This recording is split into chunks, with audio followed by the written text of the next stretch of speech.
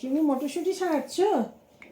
এই তুই মুখ নেড়ে যাচ্ছিস কেন মটরশুঁটি ছাড়াতে ছাড়াতে? টপাক করে একটা মুখে নিশ্চয়ই দিয়েছে।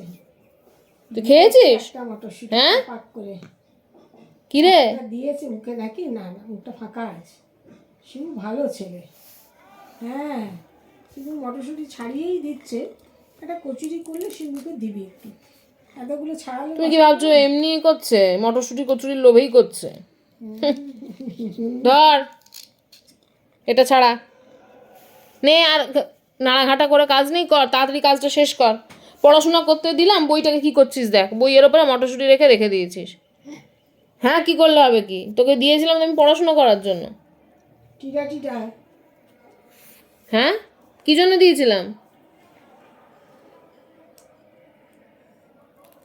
হ্যাংলা কোথাকার, মটরশুঁটি কচুরি খাবে বলে বসে গেছে মটরশুঁটি ছাড়াতে। কটা ছাড়ালে এতক্ষণে? কটা ছাড়িয়েছ?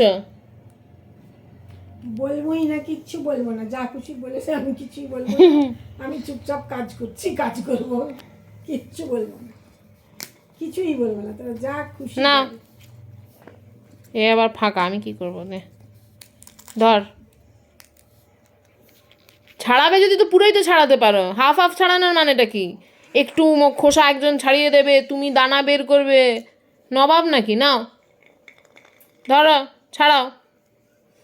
এই না, বড় সমস্যা, আঙুলে আটকে যায়। ধরো ধরো, এ না।